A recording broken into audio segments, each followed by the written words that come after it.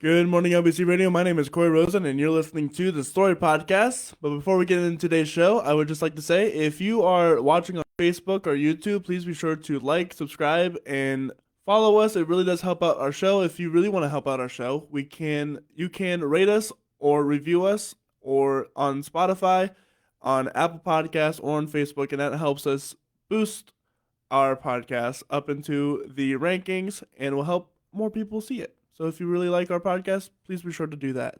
Today, I have on a really awesome dude, Mr. Mike Bitts. Hello. Mike Bitts is a local Lancaster-based multi-instrumentalist. He's played bass for the Innocence Mission, Solar Federation, The Genesis Show, Naked Eye Ensemble, and Tractor Jerry in the Mud Bucket.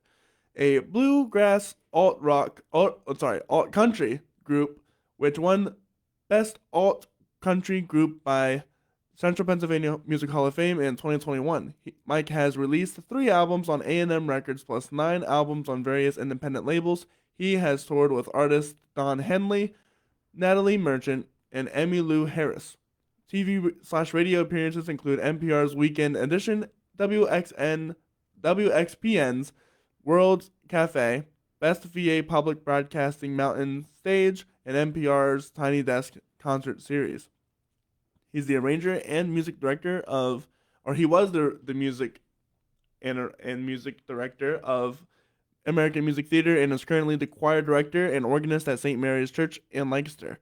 Mike has been a session musician for over 30 years, currently house bassist at Kinsley Audio in Lancaster. Clients include Jessica Smucker, Dan Zadilla, Cliff Hillis, Steve Ward, Dennison Whitmer, Clarence Beatty, Robert Gordon, and Clyde Lucas.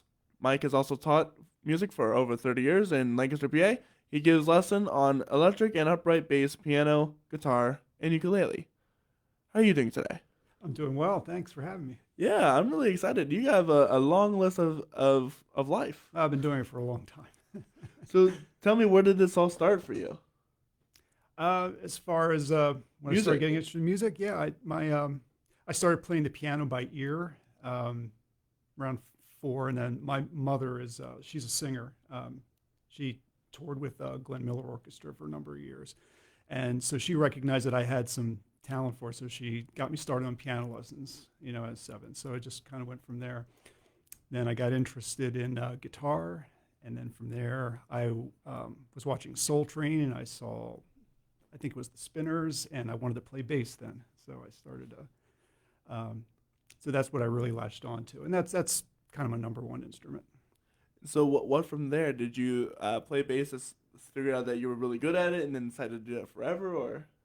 Yeah, I just I had pretty narrow interests, so I just really just hyper focused on playing music and specifically bass guitar. I just fell in love with it, and then once I got older and I discovered rock music, then that just went even further. So at what point did you join a band? I joined my first band, I guess 1979, when I was still a freshman in high school. Some other kids in my high school playing a band where we did some wedding receptions and things like that. So that was my first exposure, and I was playing guitar in that band. And then after a year, the drummer went off to college, and the bass player in that band started playing drums, so I got demoted to bass, as they say. So, and that was it, and I just stuck with that. What was it like for you as a freshman to be in a band? It was pretty exciting. The first gig I ever played was in a shopping mall, and I thought this was the greatest day of my life. So, did anybody ever stop by and listen, or? Yeah, people walking by and listening for a little bit. My mom and dad were listening the whole time. They really liked it. So did you grow from there and performing in a shopping mall to me is so foreign. Right. Yeah. It's I guess it would have been. Yeah, it was probably 1979. So it was probably. I'm not even sure what it was probably for some kind of event. Yeah. And we were probably like adjunct entertainment. So did you guys grow from there? I assume so. Oh, well, from there, that band, all those guys were older than I was. So eventually they went, to Gotcha. college, and I played with them. And that's when I started playing with my friends from high school, which eventually became the Innocence Mission. We all started in playing together in high school, and that was we met during a production of Godspell. That's cool. It was so I was a sophomore at that year, and So then the Innocence Mission. Tell me about that. It very why the band name, etc. the that was yeah that the our lead singer and our songwriter came up with that name, um, and I can't. It's been over 30 years. I can't even remember why we named it that to tell you the truth, but we we started playing together in 1982 for the Lancaster Catholic High Carnival. So we played on a flatbed truck, um, and it just sort of went there. So we played as a cover band for a number of years, and then we just started. Karen, our vocalist, was writing songs the whole time, and we just eventually morphed into doing that. So playing our own music. Did you ever write your own songs? Me, I'm not a writer. No, Yeah. no. But yeah, I like to. I really enjoy doing arrangements for other people, things. So that's about as close I get to the creative part. Otherwise, I'm more or less a musical crafts person. When did you start getting into arranging? I learned about it in when I was still in high school in a music theory class. One of our assignments was we had to take a song and do an arrangement that the school band could play, and so they played it, and it was pretty terrible. And not the band, my arrangement, but Right. but it got me interested in doing that and learning how to do it better. And then a while later, I was working at American Music Theater, and me and a couple of other guys in the orchestra put together a musical that we wanted to perform, and it kind of fell to me to do the arrangements for that ensemble. So it was a little bit of a larger ensemble, and there's a lot of keyboard parts and things. So it just sort of went from there. So how'd you go from a band to American Music Theater? Oh, had my first child, and my wife and I had our first child in 1996. And at that point, I just decided I was not going to be on the road anymore. So I was looking for things to do around the area, where I didn't have to travel. So I started doing musical theater. So I was at Dutch Apple for a number of years, Dutch Apple Theater. And the music director there was taking a job at American Music Theater. And, he said, hey, gave me an audition. And that's how I started playing with them. So I was there about 3 years. Now we've had a lot of fun conversations about musical theater and the arranging of music. Yes. We know we've learned that people don't know how to play guitar. Yeah.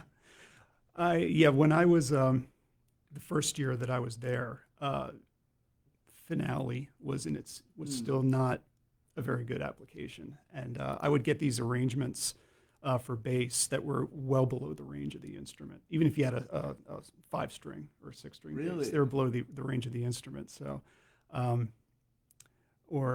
there's things like that. So there's a lot of if you have to know something about each instrument that you're playing.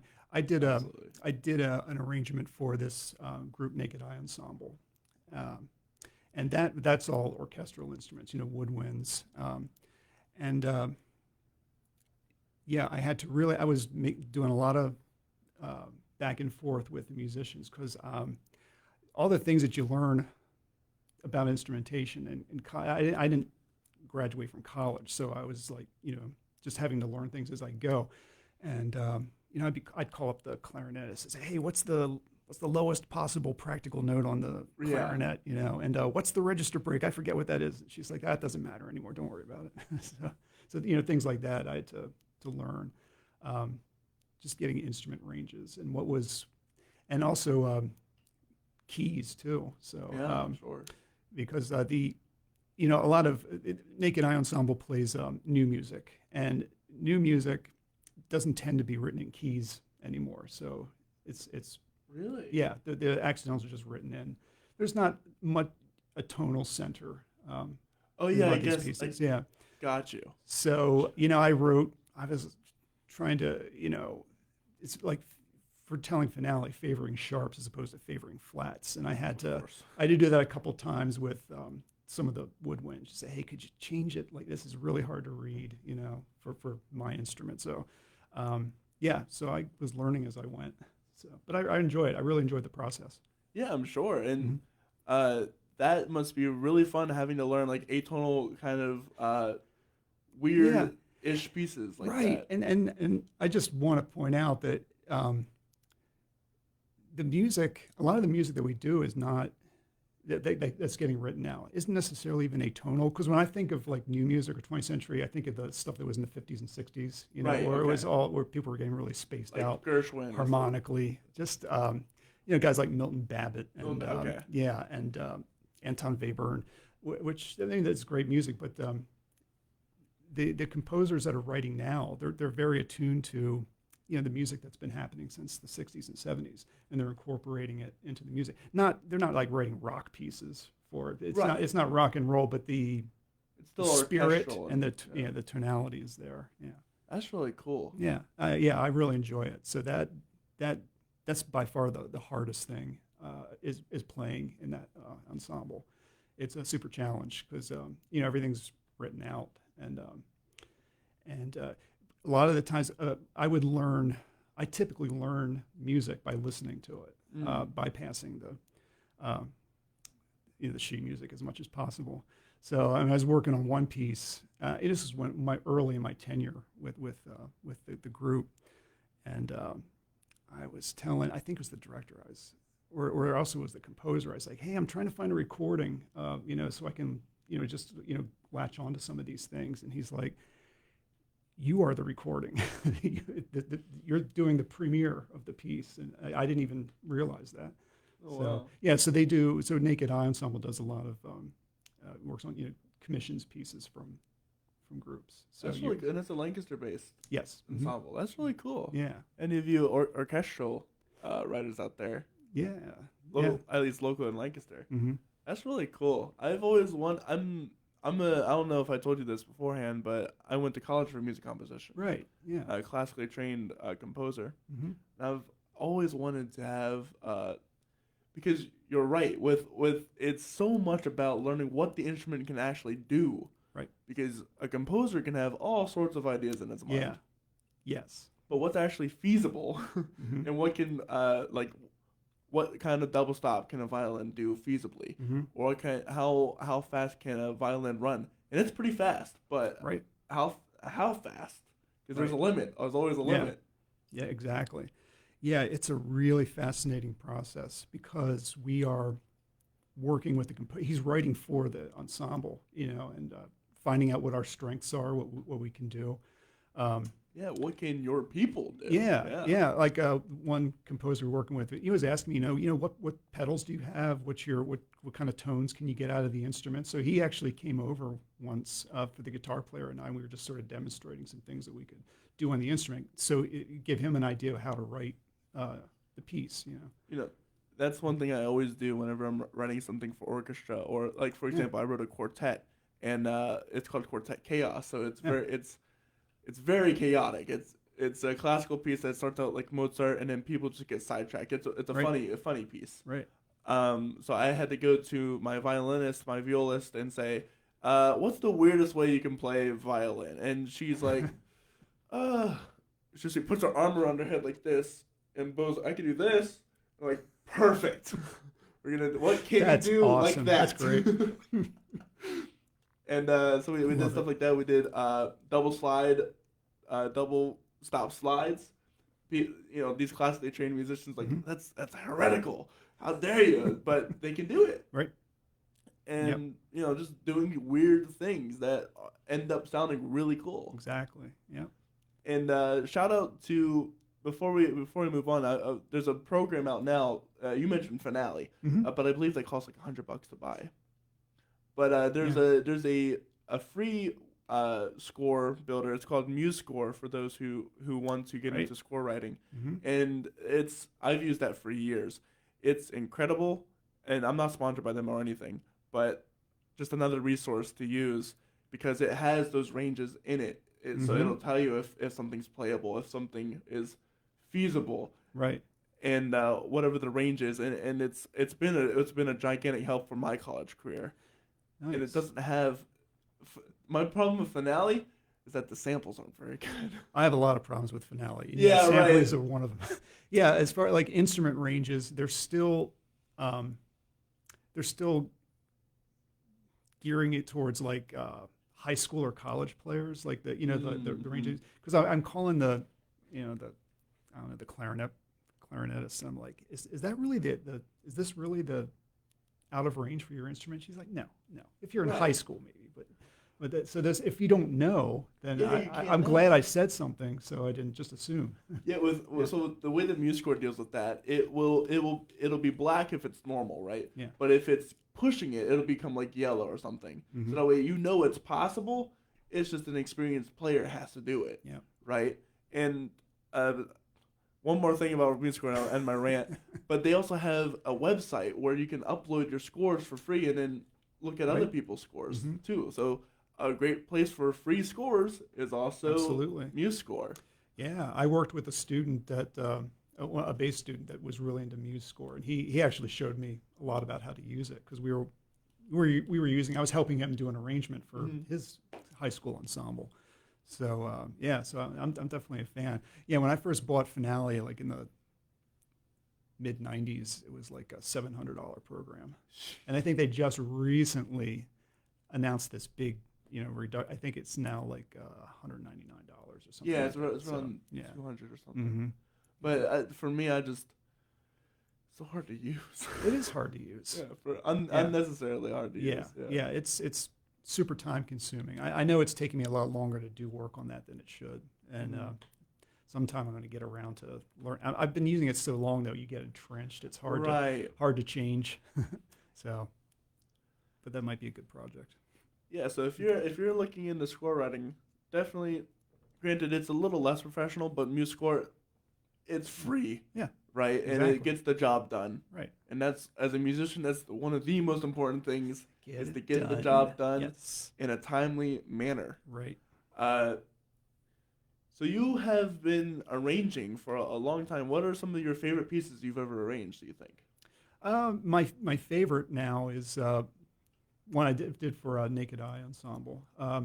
It's an arrangement of this piece called Sinister Footwear 2. It's by Frank Zappa. So it's arranged for the full ensemble, and that's the one that it took a really long time, and it's gone through like 2 revisions since then. Um, Zuping, or the music director and the pianist, she was basically she wanted more to do. so Right. so I gave, yeah, which is good. I'm glad I did because it did make it better. Uh, And that probably pushed you on your knowledge of the piano as well. oh yeah, yeah, definitely. But that was a lot of fun to work on. That just really it made me better because I had to learn a bunch of things, and I don't know how familiar you are with Zappa's pieces, but there's a lot of like polyrhythms, and just finding the best That's way to cool. write those out. It's Yeah, that's another Yeah, question yeah. because I'm starting to dive heavily into the polyrhythms like irregular rhythms, Hmm. polymeter, stuff like that. Hmm. Because it's such a fascinating concept. For those who don't know what polyrhythm is, it's like, uh, you ever play a triplet over 4/4? It's exactly what it is. It's 3 against 4, Hmm. 3 against 5, 5 against 7, Yeah, stuff that you can go insane with this if you really wanted to. You can do 99 over 100, sure. and it's weird, but you can do it. Right. Um, Polymeter, different same time, different rhythms at the same time. So you have 4/4 and 3/4 at the same time within which is it's kind of similar to Hmm. polyrhythms, Yeah. but Yep. it's really cool experimental stuff Really to get is. into. Yeah. If you're interested in polyrhythms, I recommend. I think his name's Gary Chaffee's book on polyrhythms. He taught Vinnie Colaiuta, who's the polyrhythmic Right. master, and it's written for snare drum, but just see it and how everything is subdivided. It's the only time I ever used a metronome for practicing, is so you can play inside those, just to hear that steady metronomic beat, and then playing this crazy fives and sevens, space it in and out. So that's definitely a good book to get to if you want to dig into it. And also, YouTube is also Oh, a really good resource. There's so many videos that you can watch on YouTube. Adam Neely is a really good. Oh yeah, he's definitely a favorite. Yeah, definitely a favorite of mine to watch, and because his band, I think it's Sungazer. I love that band. You love that band, yeah. Yep. They do incredible stuff with their drumming patterns. Where it feels like it's drunk, but drunk. Yeah, drunk. Yeah. I was obsessed with that piece for a while. Yeah, they do insane. Have you ever seen his arrangements of songs? Mm-hmm. Yeah, oh my gosh, he did this arrangement of Adele, of Adele's "Hello," and it is incredible. It is my highly preferred version of Adele's music, and I think he did Ariana Grande's "Thank You" next as well. Yeah, incredible theory. Right. Yeah, his harmonizations are pretty incredible, and I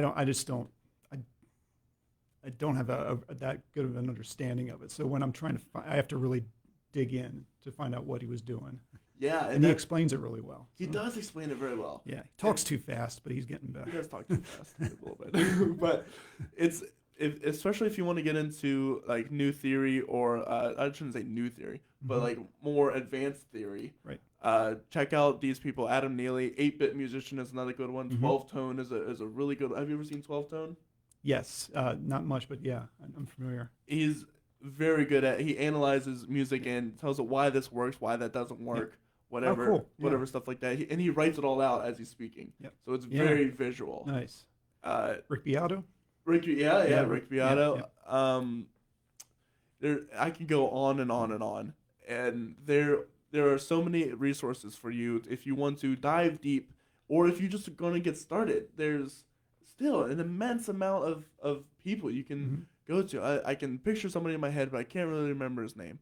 That he's a guitar teacher, and he just goes through the basics very, very simply, and then he has video series of advancement. So he'll go through different chord progressions and like what this means, like how do you make something feel like it's flying.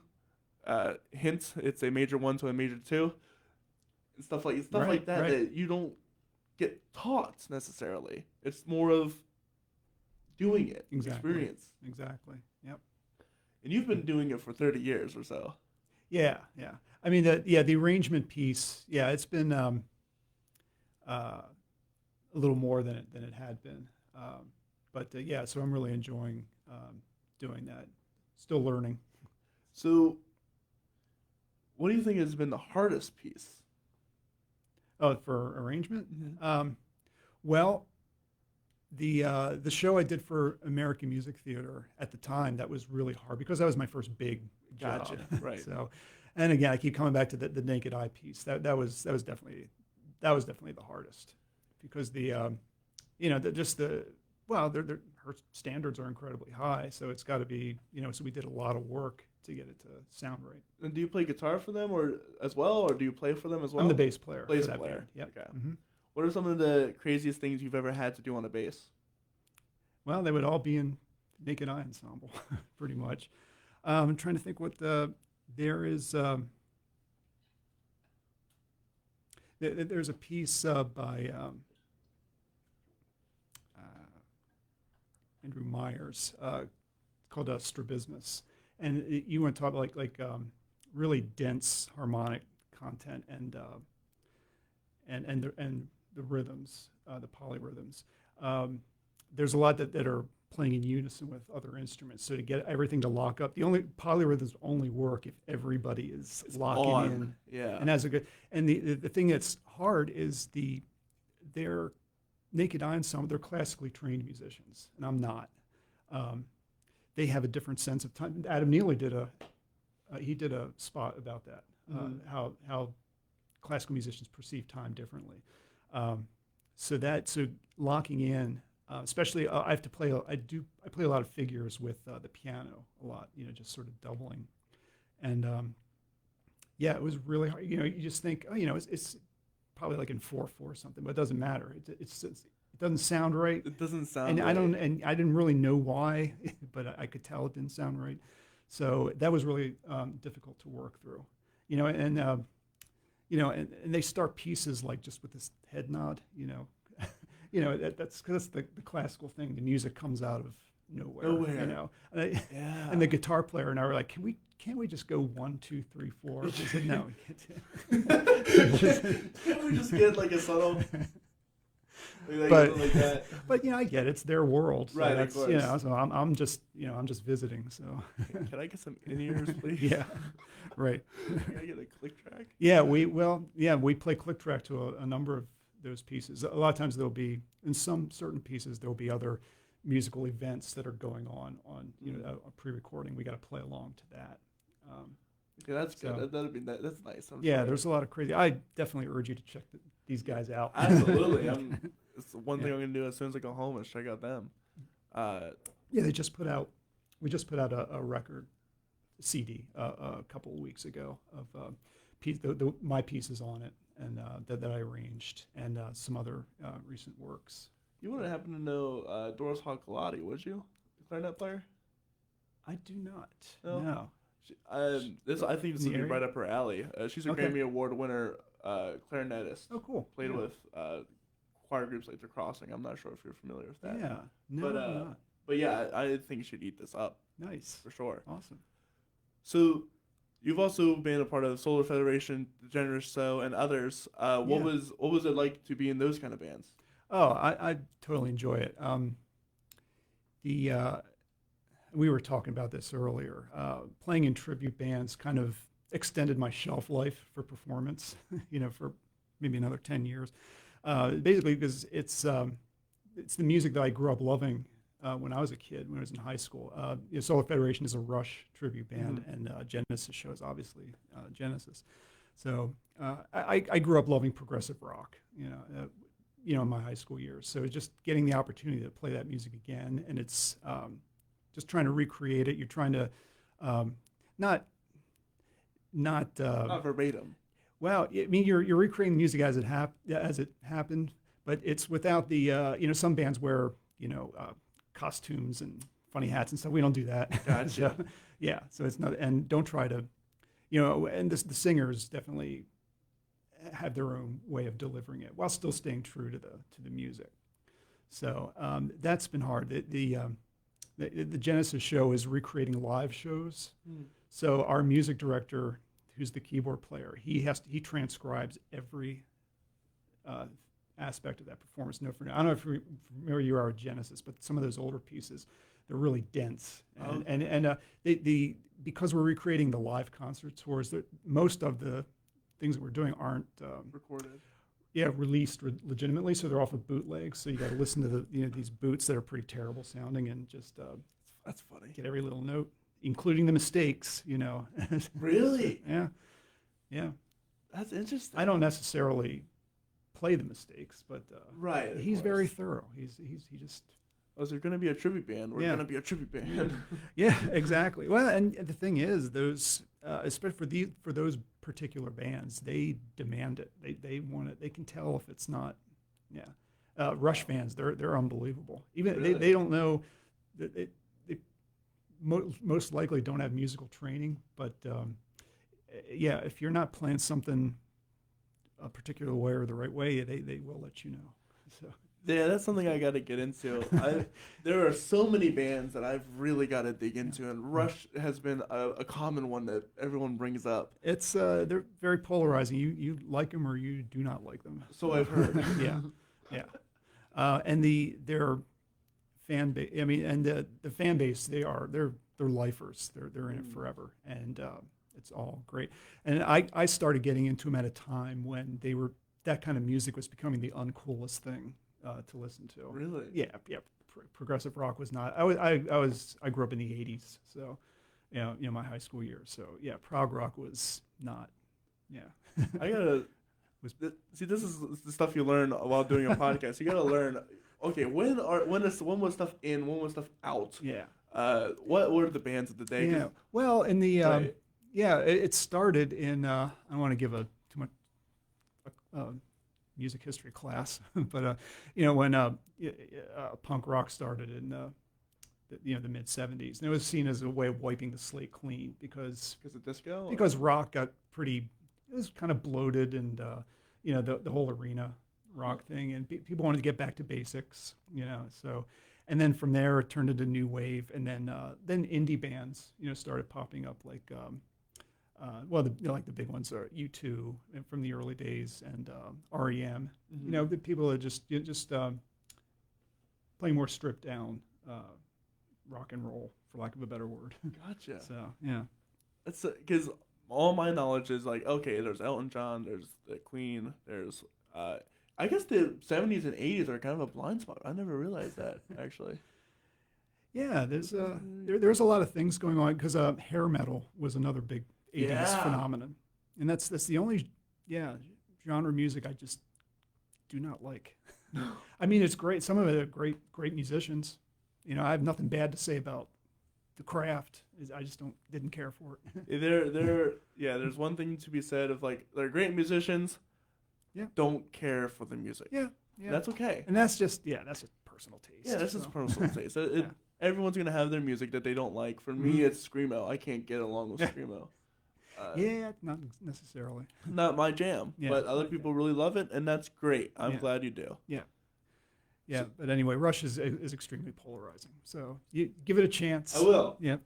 I'll give everybody a chance Yep. because that's honestly that's how I Yeah. live my life. I mean, for me, I'll just say for me, it was the matter of growing up in the '70s and starting to get interested in bass. I didn't even listen to rock and roll because you couldn't hear the bass on rock records because it was a guitar-driven medium. Oh yeah, You think of like yeah. Led Zeppelin. Right. Guitar is like front and center, as it should be, As it and should, the right. drums are pounding away. It sounds awesome. The bass is kind of like back here. Dull, yeah. And being a more supportive role. And then, excuse me, I heard Rush for the first time, and Geddy Lee's like all over the place, playing, and that just blew me away. And then that's when it made the decision that I wanted to get better, as a player. Before then, what I really loved was funk and rhythm and blues music. Like I love Soul Train, I talked about it before, because even on my tiny TV 3-inch screen or my tiny little record player, I could still hear the bass. That's how they mixed it. And I love disco for the same reason, because the bass was super prominent. And it was super funky. Yeah, and then basically when I heard Rush, that's the first time I could hear bass on a rock record, and that's what got me in that direction. That's awesome. Yeah. You've also been making TV and radio appearances. Tell me how you got into that. That was all from playing with the Innocence Mission. Okay. Yeah, we put out excuse me, we put out a couple records on A&M Records. So being on a major label for that, it was a pretty short period of time, but they did a lot of promotion for that. And then since then, we've been doing releases independently since then, but we've still had a couple opportunities to go on some shows. Like we did the Tiny Desk concert about maybe it's 3 or 4 years ago. Can't remember. So. And how did you get these? Is it just reaching out to the right people at the right time, or as far as like getting onto that Tiny Desk series or the VA Broadcasting Mountain Stage? Yeah, I'm not even sure. They probably reached out. People. People have heard the music. What was it like to go there and be recorded professionally? Was it a different experience, or was it just another day? Oh, it was fantastic. I loved it. Yeah. It was a great experience because I'm just a big fan of that show, and the host. I've been following him for a lot of years. Bob Boylan. They're all very gracious and helpful, and they have an audience that comes in to watch. So you're playing to people, so that's even better. Yeah, I was saying. I don't know what I would do if I was just playing to an empty room of cameras staring at me. Like, where do I even look? Yeah, everything cool that I've ever done in that regard is because of playing with the Innocence Mission, basically. That's awesome. We have actually one of your songs from the Innocence Mission there. You want to talk about it? Sure, that was on our third record. It wasn't something that was released as a single or anything like that. So it's kind of a buried in the rest of the album. But I always liked it. I like I like the melody. She's singing. I really like what the rhythm section did. Guitar tones, just the whole thing just came together. What's it about? Oh my gosh, I don't know. It's been I remember diving into these things for so long. It's been that record came out in 1994, I think, or 95. So Well, this is The Innocence Mission is there. Mm-hmm.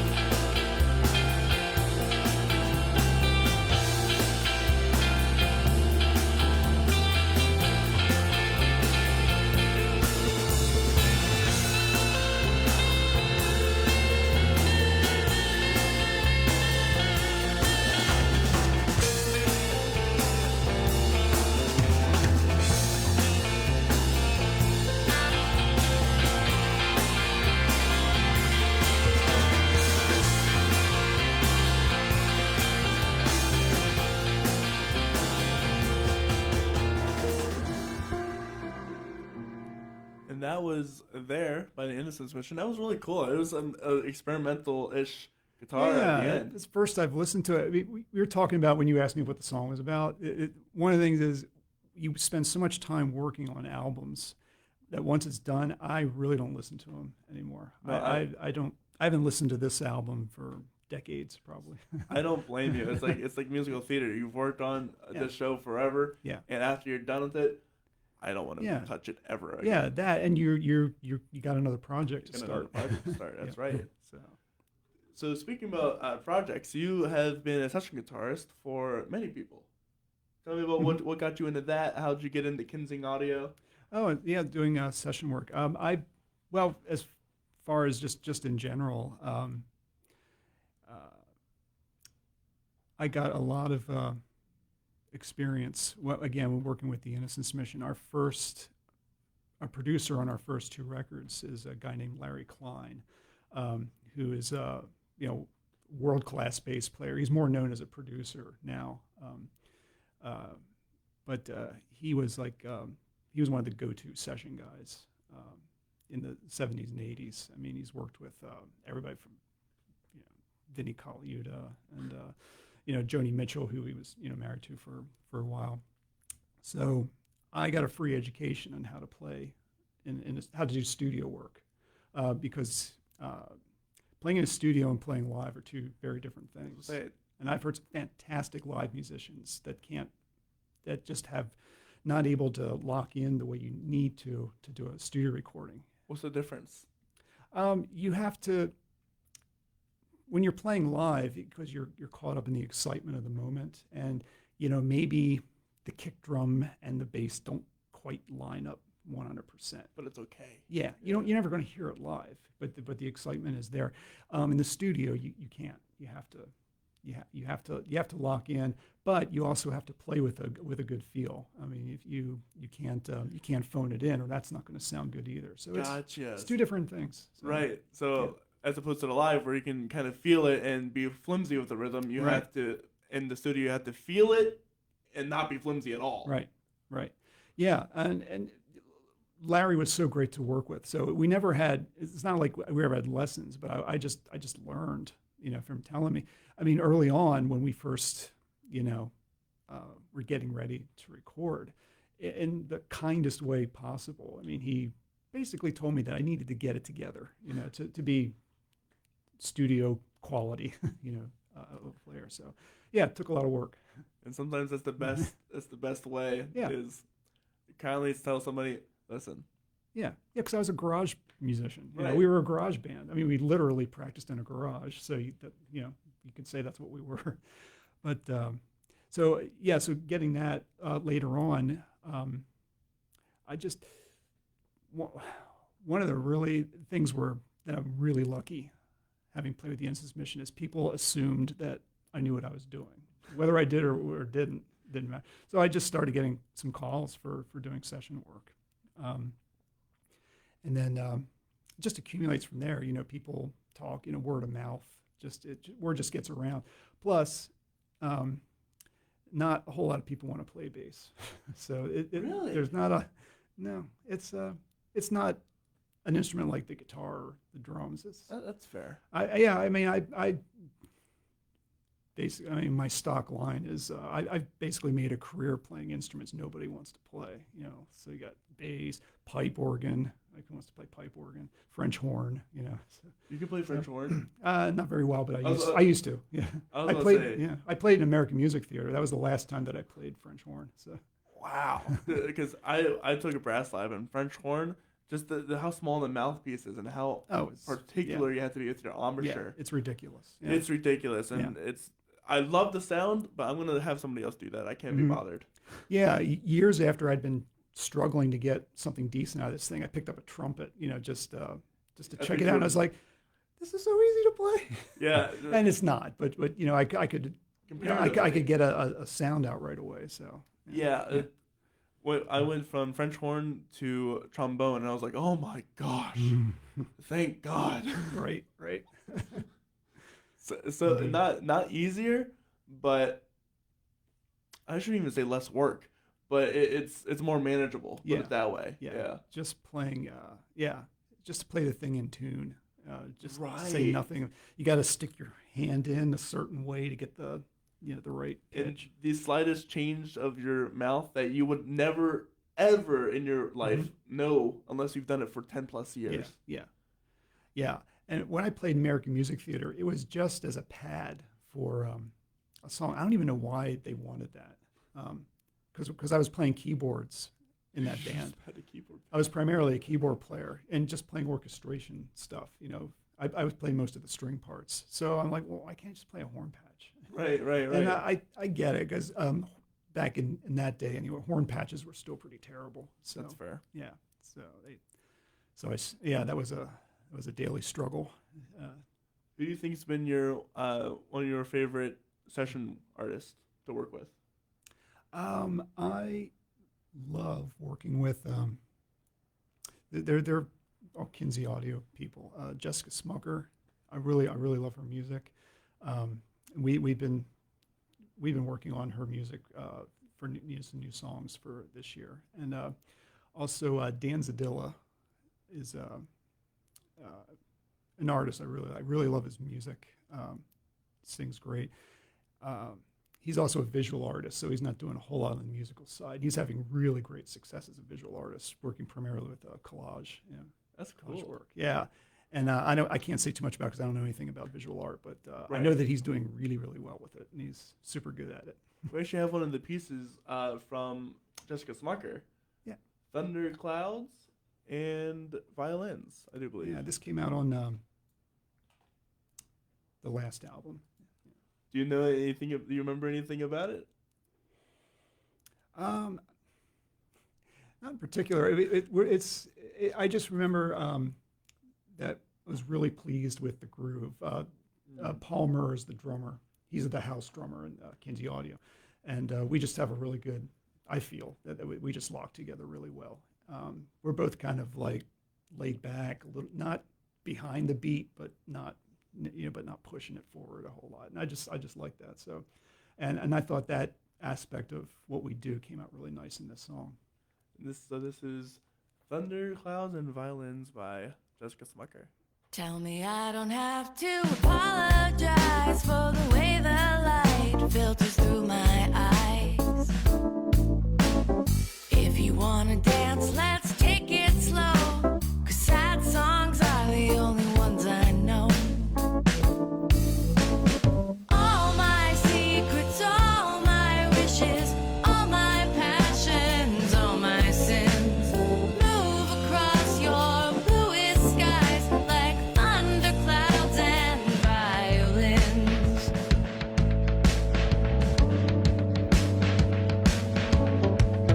I've been writing songs for the mixed up few, but I understand if it's not for you. I keep holding on to a lovelorn lie, but I see it now. You'd rather dance than cry.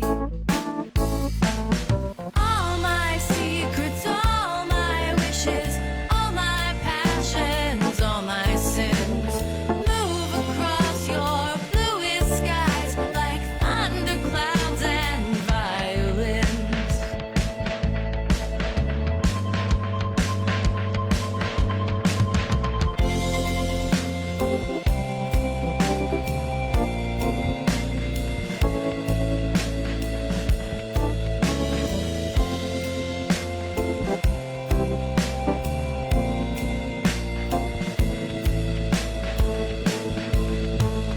I just want to give you something beautiful to listen to.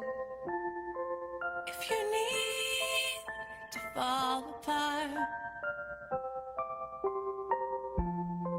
if you need to slow down, ah, ah,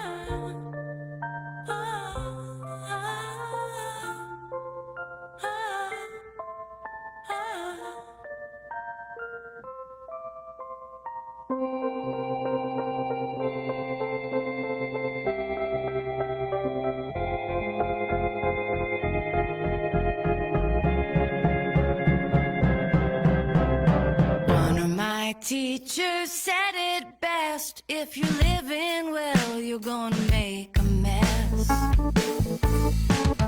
All my secrets, all my wishes, all my passions, all my sins move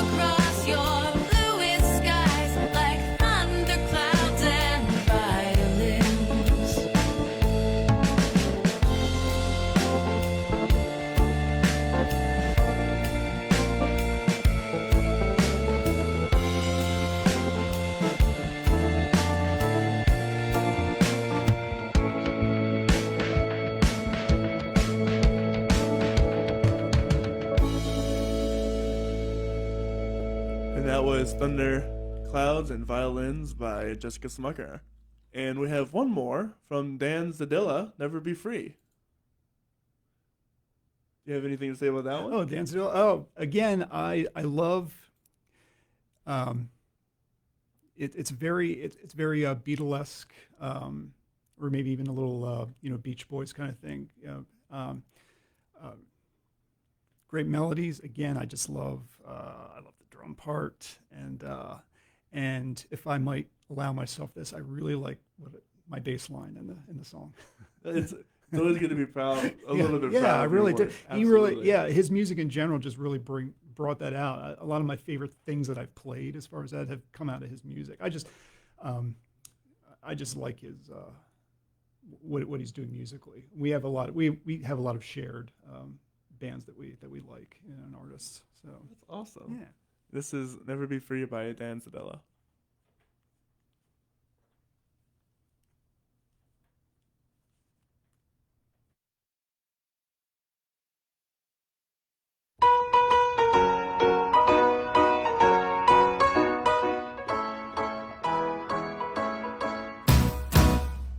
What would you say if I told you my time was coming?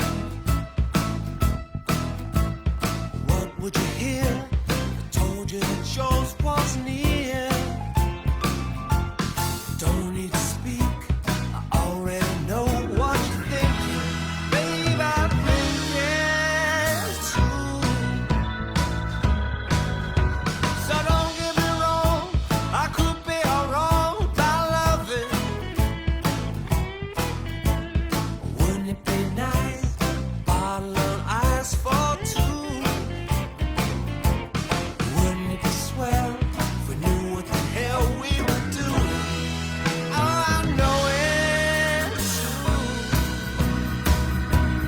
La la la la la la la. Might as well be happy. La la la, 'cause we'll never be free.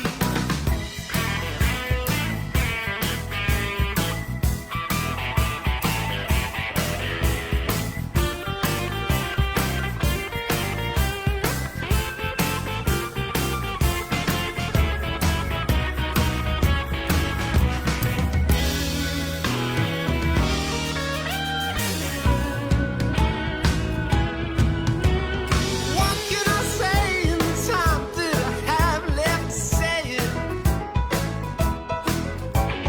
Who can I be the time that I have left to be?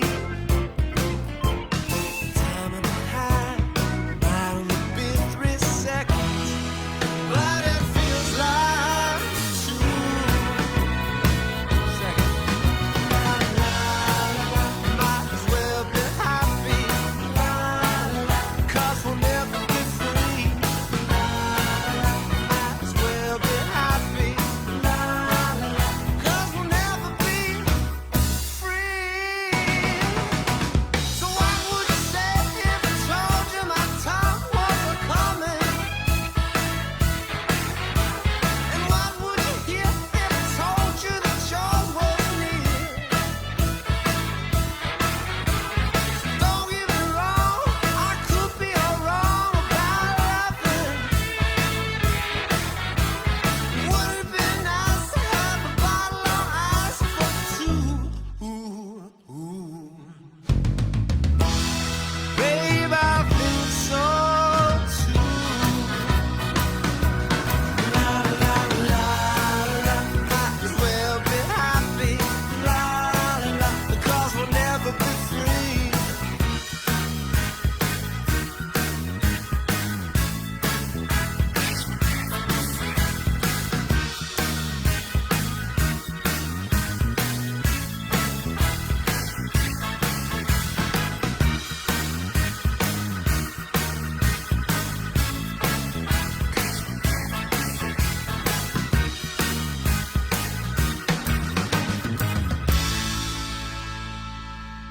And that was Never Be Free by Dan Zadilla. What a really fun bouncy It song. is super fun song.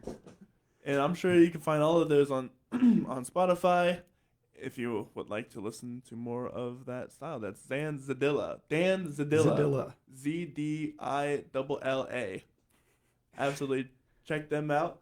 When he had his last record mastered, he went to this guy in Philly and he introduced himself, Dan Zadilla, and the guy's response was, "Zadilla, sounds like a website." It does. So, yeah, we enjoy that story. If you've been enjoying this, please be sure to follow us on Facebook, Instagram, Spotify, all the major streaming platforms. You can look up The Story, Corey Rosen, Coryorosen. For those on the radio, we're going to go get you guys back to the music, but we're going to continue on Facebook Live and talk about church, training, and teaching. With all that said, I hope you guys on the radio have a wonderful rest of your day. So you are now the choir director of St. Mary's Church. That's correct. Mm-hmm. How long have you been doing that? I started actually just about a month ago. I'd been accompanying the choir before, and I'd been playing organ for St. Mary's maybe a little over 20 years. What have been some of the challenges you've found between playing and then directing for a completely entirely different instrument? Yeah, it's interesting. The thing I'm trying to figure out is how to direct while I'm playing. With just basically a series of head nods and the like. So that's been a challenge. The other challenge is I'm not trained as a vocalist, so I don't know a whole lot of the finer points of singing. I know how to, arrange it. Get the vocals, get them to sing the right parts. I can hear if something's being sung correctly or not, and working the dynamics and things like that. But there are some things I need to brush up on. Yeah, teaching people how to sing is a complete monster because everyone's different and learns differently, Right. or has a different voice, etc. That was one of the I made sure before my college career ended to take to have lessons in voice because I knew as a composer, especially if I'm going to be writing vocal arrangements and songs and stuff like that, Right. and I can't sing myself that well. I can sing all right, but I can't sing and play at the same time. So I sound like Bob Dylan, right. if I try to do that. So that's definitely been a challenge. Like I have perfect pitch, so I whiz through the solfege stuff, so I can tell if things are off in that way, and I can make sure that it comes together like that. There's a whole lot of other things involved with how you starting and stopping at the same time, how to close the consonants, things like that. That I don't understand. Or I don't think about. I guess. Right. Yeah. Yeah. Those kind of things that you just hope the singers know already, and then when you realize, oh, I have to actually, how should this consonant be closed? Should this how do you make that solid T so that way it's not an open word that doesn't sound like anything? Yeah. Right. Yeah. Because my focus tends to be pretty narrow. It's notes, notes and rhythms, and that's not enough, to do an ensemble, like a choir ensemble. So I'm learning. So as a Christian, you've been involved in all of these secular or not a part of the church bands. How has your faith been challenged, if at all, or how do we as Christians interact with that and still stay true to Christ? Yeah, I think really it's about just how you conduct yourself, how you live your life. If you're living, a Christ-like life, I think people pick up on that. And that's to say, I'm not certainly always like that. Yeah. But it's easy to not be. But and I've discussed faith with people at various, and that's that's always good. And I try not to just to overtly bring it up. Usually it's somebody else that brings it up when they hear that I work in the church and then I attend church, and that I'm Roman Catholic, and I've been that's a big part of my life, Christianity, and that's certainly been challenged. But yeah, you just try and keep doing better. You stay true to yourself. Mhm. Absolutely, because the music world is filled of religious, spiritual people, Mm-hmm. and it's easy to get away from Christ. Granted, because it's no secret that the music industry is filled of like drug, sex, and rock and roll, right? Yeah, I mean, I guess I'm not really around it. Oh, I no, mean, oh, no, no, yeah. it's not something I experience. And I think especially like when I was, because I spent a lot of years touring with the Innocence Mission, in clubs, throughout the United States. But I think I think you'll find whatever it is you're looking for, So we were, that was just never a big, it's just not something that we experienced. That's good to hear. Yeah, I think, yeah. I don't know. Yeah, I'm sorry. I'm kind of struggling to articulate it, but probably my worst vice on the road was like after the concert was over, I'd get a 6-pack and go back to the hotel room to unwind. Right. And so that's the extent of it. For one thing, touring was exhausting. I just wanted to go to bed. Once the show was over, we were back at the hotel, or you had to go and you had to drive overnight anyway. So yeah. Well, that's good. And now it's even more so. Just working around younger people now, it's way different culture. They're not drinkers, they're not smokers, obviously. So, and yeah, I think younger musicians that I'm around, they're actually much more pleasant to be around as people. That's good. Yeah, it is. I think it's great. That's not what I've been hearing. So it's Yeah, good that there's a different world out there. Yeah, I think it is, at least from my corner of the world. So There is for sure. I do know that there are spaces like you can find it. It might be harder to find, but if you are a Christian or a religious person looking for your spot in the music industry, you yeah, can I find think it. you're the audience that you're playing for is going to be a reflection of that. So again, Right. being on tour for so long, the audience that would come, that would interact, I mean, they're kind of like us on the same page. Even if they weren't, a lot of people were not even Christians at all, but they appreciated what we were doing, and I think they were intrigued about living your faith like that. So And the best thing you can do for yourself as a religious person is live your faith and be solid in your principles. Yeah. It's one thing. A lot of friends of mine, they know if I'm ever out, and because there's a lot of drinking going on, and they always know, not Corey. yeah, right. Don't let him- Yeah. And that's it's the way to be a light in some ways as well. Yeah, that's true. Yeah, no, very true. Yeah, I mean, the most that happens is like people start, talking about certain things in a way, getting crude, which is fine. And again, I'm not offended by it. I just and just sort of busting each other's chops about certain things. And again, I'm not offended by it, but I just don't participate. It's just it's just not what I. Yeah, You can always walk away from the situation or just not participate. That's fine. I just brush it off. It's nothing big. Again, it doesn't make me mad. So, yeah. So you also teach as well. Mm-hmm. What is your teaching philosophy, if you've developed one, or what are some of the challenges you face nowadays to teach? Yeah, there's a couple paths that I follow as far as teaching. The bulk of my students are either kids or they're casual players.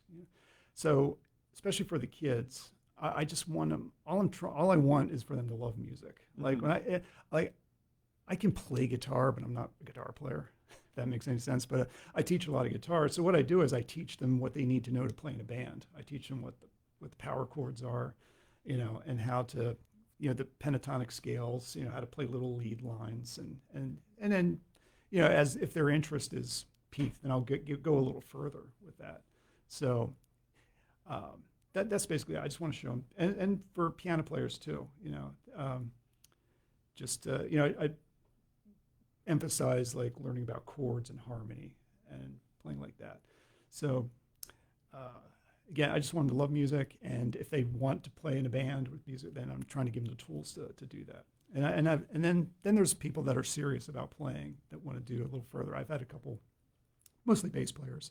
Really? And I take a different approach with that. I get them reading music and just working out of etude books, things that have nothing to do with rock and roll, because it just Right. If anything, if you want to become a really good anything, the classical music is gonna teach you it is all the normal things that regular rock and roll people are gonna do, but you're gonna be able to do them faster and better than people Right. just starting out. Right. Yeah. So there's, that's generally how I approach bass. Like I don't, I don't teach slap. I don't teach,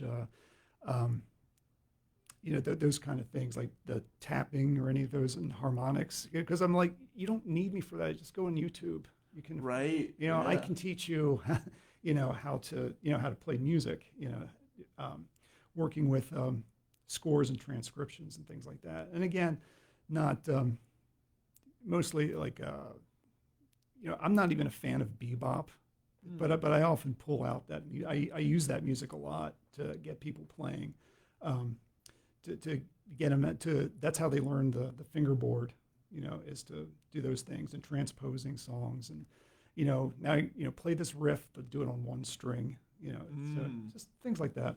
And that's for the more serious player. So. And for piano, I teach like more of a strict classical method if they're really interested in it. And piano is not my first instrument, so if somebody's really interested, I'll get them so far, and then I'll just recommend them to somebody else that's that's really steeped in the classical technique. So, what's the future, do you think, for you? That's interesting question, because I've been thinking about it a lot. I just turned 57 recently. Right now, since my children had two boys, they moved out of the house several years ago, and so once that happened, then I started really getting back into playing live, and then I managed to join these two tribute bands, and they're getting incredibly busy. So I just want to see how long I want to continue to do that. Like if my my knees and health last for playing live, but I'm probably going to get more entrenched in teaching and also with doing things in my church, being an organist thing. So that's I can see that's where things are going to be going. What are some of the challenges that you are finding about becoming older? Becoming older, I need takes me a lot longer to get ready to play, like warming up. So I have to do a lot of playing just to get comfortable. Get really tired after I'm finished playing, and I got to drive 3 hours home. Because because we do a lot of Saturday night shows, and I was in where was I? I was in New Jersey last week, and it was a Saturday night, and I had to drive home because I had church the next morning. My first mass is at 8:30, so that wears on you, and that was never a problem anymore. It takes me longer to learn music than it used to. Just that whole, I don't feel, obviously as you get older, you're not quite as sharp in that regard. Like memorizing takes longer. So yeah, those are the basic things. Has it ever been frustrating for you, or is it just something you just push through and deal with? I get frustrated with being able to retain music that I'm supposed to learning it. So I play better when I'm not reading off of sheet music, but I have to, for certain things, I need to do that. So, and because I'm a little more stiff when I'm trying to read. So. Yeah, right. Yeah, even when I'm trying to read this, it's like, oh my gosh, Whereas if I could just talk to you all day Yeah, without a right. problem, right? Right. Because I already know what I'm gonna say, or I already know what has to be done Yeah. to be played. Yeah.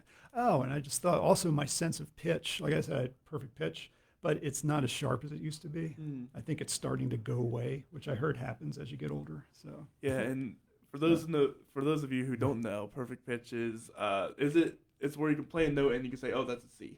Yeah. yeah, or you can sing the note on demand. So that's that's getting not as it's getting a little harder to do that. And that's something you have to be trained on a lot to get it down. And it's very I don't envy the amount of practice you had to do to get that.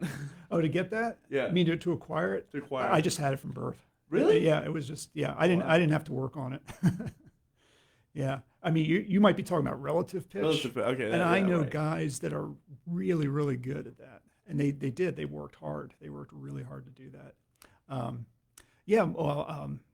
My friend Julie, she's the singer in my Rush tribute band. She doesn't have perfect pitch, but she sang this note, and I know it was like an E flat or something. It was perfect. She nailed it. And she says, "Yeah, because I know what song that's associated with." I don't remember exactly what she said. Right. But yeah, and that just like floored me. That she just like bam, nailed it. Yeah, that's the way I've been doing it. Like,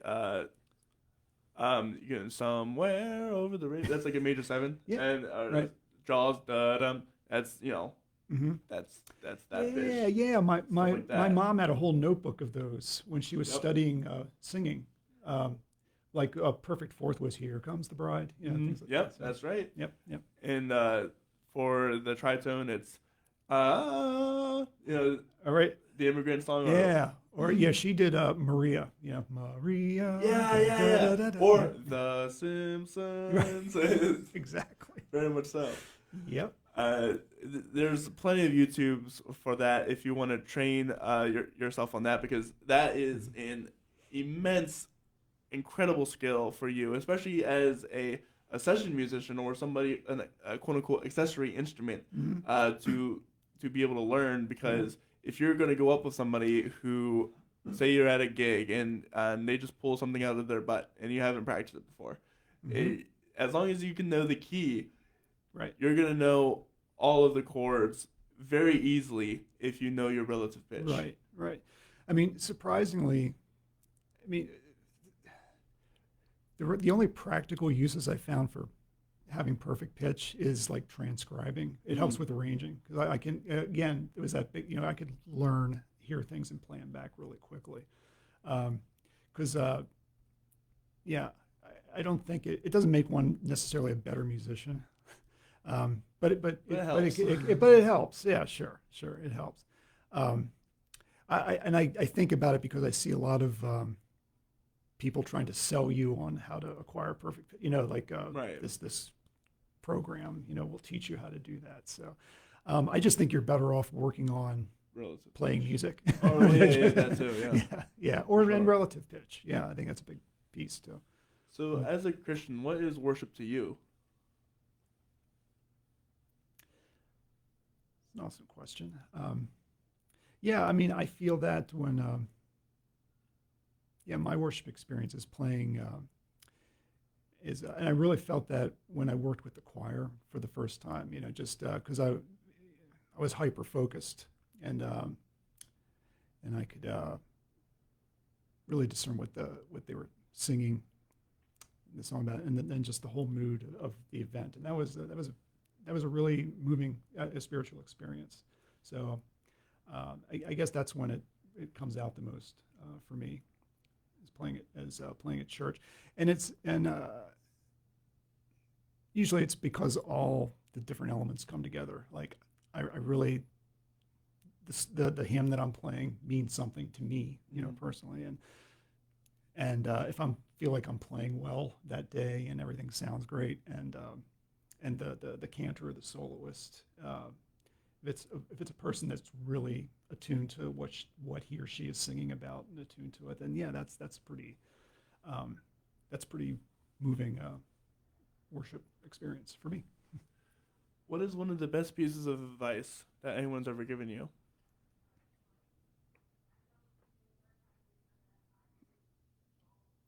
Well, since we're talking about music, um, the well, this is kind of a bass player thing, but is to learn. Don't just learn the bass line. You got to learn the melody. Be able to play for anything you're doing. You got to be able to play the melody, and that would go for any instrument. I think play the melody of the tune. So I argue for that. Any instrument. Yeah, yeah, but and I think it's especially pressing for bass because bass tends to do this one thing, and guys are just sort of content to think about the bass line, but there's so much else going on, and the bass players, you determine what the chord is. The guitar player can be playing C all day long, but if you play an A, then It's an A minor. It's an A minor 7 chord. So yeah. So that's a lot of power. Yeah, it's a lot of power. You're like, oh, I wonder if I can play this note, and it's like it's immediately wrong. You're like, okay, maybe not. Yeah. Yeah, definitely learn melodies because that's gonna improve your improv, your lines that you make, the interconnectivity of the whole piece itself. Right. Because you can, if you know the melody, you can pull it up on your bass. Right. Oh, here's a piece of advice. I don't know if I heard this before, but I tell this to people. If because some people, I get students that want to get into session work and getting into playing, and I just say it's more important to work on your interpersonal skills. Absolutely. Because there are, sorry to say this, there are zillion fantastic musicians, and most of them are going to be better than you. That's just how it is, and you're just better off being somebody that people want to be around and want to work with. The way for success in the music industry is being a kind person. Yeah, absolutely. There's no substitute for that. I got called to join a couple bands for that very reason, just because they wanted to make a change. Just didn't have a good rapport with the other person. Unfortunately, guys that can really play, it kind of doesn't have a great effect on their personality a lot. No, that's another thing about being a musician is you got to always be humble. Oh my gosh, yeah, and there's no reason not to be. Right. Again, it's and I learned that early on because when I was in high school, I went to Lancaster Catholic High, which is a small school. So I don't know how to say this without sounding like a huge ego, but I was the best musician in the school. And then my first semester at college, which actually was a small school as well, not too big, all of a sudden I was nothing. Yeah. I was nothing. Yeah, exactly. So, being humble. And then also you have to be able to do a lot of different things. I mean, if I was just playing in bands, I couldn't be doing this full time. You couldn't play musical theater. Yeah, and I couldn't play musical theater. You have to know. So learn how to read music. Bass players. Don't just be the bass player. Learn how to read. Learn something about arranging. Be the guy that can come up with the idea when people are trying to figure out why their song's not working. Mm-hmm. So that's things like that are super important. What is one of the most memorable lessons you've ever learned?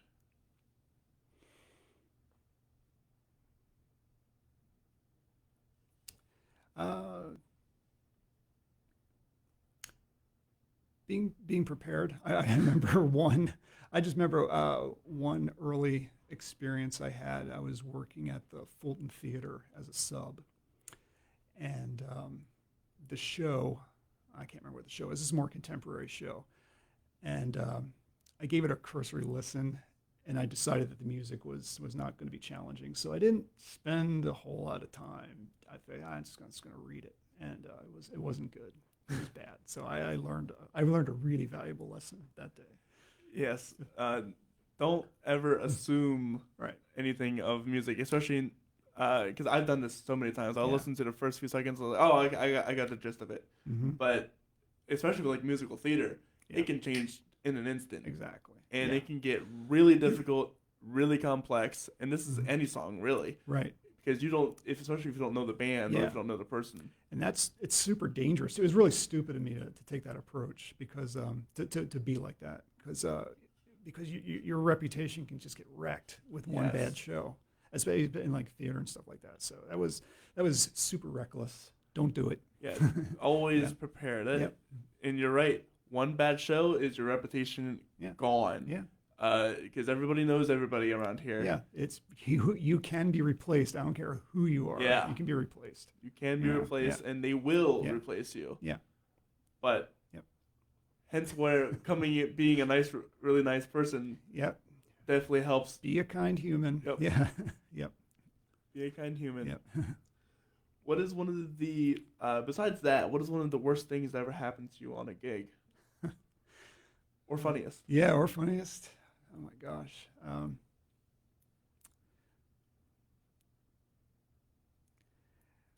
Yeah, well, the worst things that have happened have been technical problems. There was a show recently where I had to start playing a guitar thing, start a song, and nothing else. It was cold, cold start, so it was just me, nobody else, and I'm playing it and nothing's coming out. Oh And no! I could not find the source of the trouble. I can't remember what it was, but it took me probably way longer than it should have. That's gonna be to find- terrifying. It was absolutely terrifying because we were playing it was in a theater, so it was like kind of quiet. So, yeah, that was pretty that was not good. What do you do in those situations? Do you freeze? Do you continue? Do you? Surely, if it's a theater. Yeah, I mean, I've been doing things long enough that I don't panic easily anymore. But at that point, because I could not pinpoint the problem right away, I was starting to panic. Luckily, the singer, he's a super great guy. He was engaging with the audience and everything while I was working it out. So That's good. that was good. Another kind human. So. Yeah, that's what I'm saying. Another thing musicians should learn is how to be a front man, no Yes. matter what part of the band you are. Yeah, I'm still trying to learn that. Because I know we were talking about Rush and the Van Went show. Well, one of the things is, besides Rush being like this really, playing this really intricate, complex stuff, they're putting on a rock show. Right. It is a rock show, and they're doing that, and that's not what I do.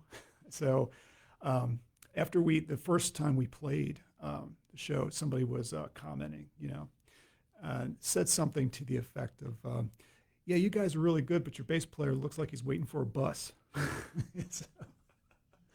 So That's funny. thank goodness we have Julie, our front singer. She is a performer. She's dynamic, and she's really been helping me out. She comes over and she interacts with me while we play, and it brings me out a little bit. My normal instinct is just to stand there and play. I just want to play the music right. Right. And I'm just not a performer in that way. Now in the Genesis band, that's fine because they actually expect you to stand there and play. That's So, but yeah. So with Solar Federation, I've been trying to learn how to perform. Yeah, and especially for that kind of stuff, like the interconnectivity of the band, but also for if things go wrong, you can just Yeah. have some jokes in the back of your pocket, or Right. have Yeah. just a line or something or two, a little bit of a monologue to go into, because that stuff will happen. It Mhm. will happen. Yeah. And it's going to be infinitely better if you Yeah. have something to say about it versus you look panic, deer in the headlights, and everyone's Exactly. wondering what's going on. Exactly. Yeah. Yeah. So you were saying like the worst moments. They were all technical, Mhm. related to technical issues. Yeah. I remember this one time at chapel, our head of the worship arts director, he was playing guitar, but I knew something was wrong. It was all out of tune, and I was like, "There's no way in the world that he allowed himself to go up there out of tune." Mm-hmm. Of course, it was all of it was a bit. It was a whole bit, but he went long enough, playing the same chord, not doing anything about it. I'm like. Wow. And then he's like, so instead of while you tune your hearts to the Lord, I'm gonna tune my guitar. It killed me. Oh my gosh. And that made it a better performance Right. because of it. Right. Absolutely. Yeah. Yeah. That's Stuff, awesome. stuff like that is gonna make or break a show. Yeah, it will. Yeah. So, what do you think? And this is last question, I think. What is one thing that you know now that you wish you had known when you first started music? I guess it could be about the industry, about teaching, about Yeah.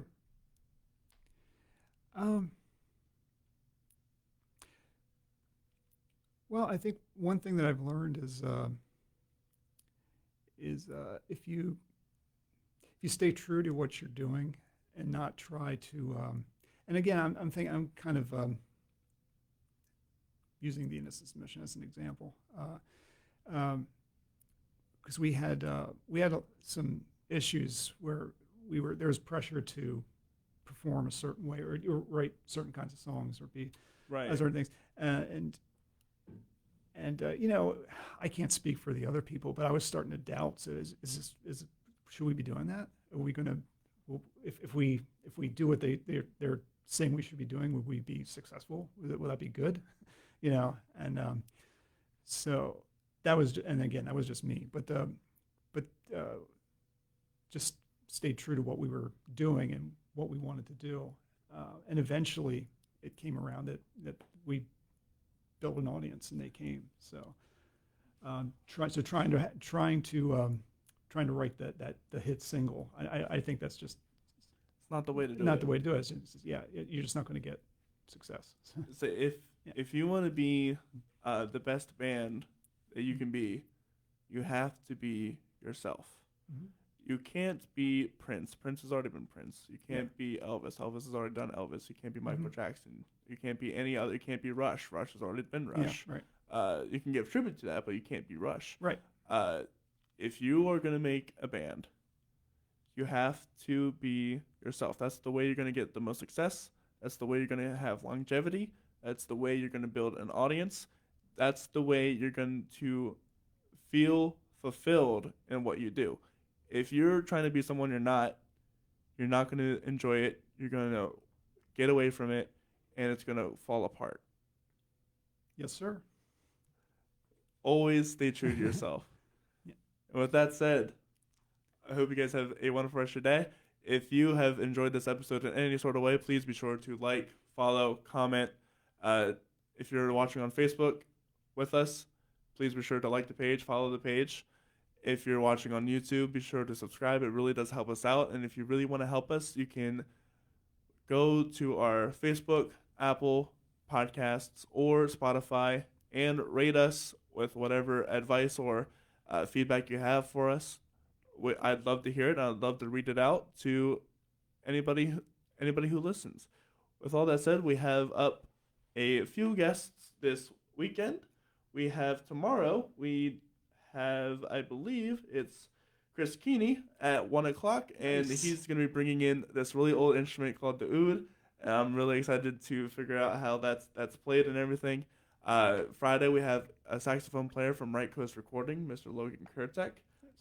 He's played with an immense amount of musicians and a really cool dude. We have Luther and Barbara Tyree this weekend. Luther has his own music stuff going on, and Barbara, she takes old, misused, or damaged instruments, strings, whatever, and turns them into jewelry for memorabilia's sake.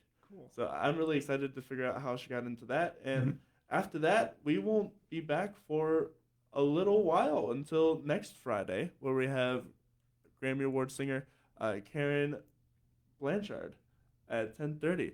So I hope you guys enjoy the rest of these episodes. If you want to figure out all of our future guests and events, please do check out our Facebook at facebook.com/thestorycoreyrosen, CORYROSEN. I hope you guys have a wonderful rest of your day. See you guys later. Bye.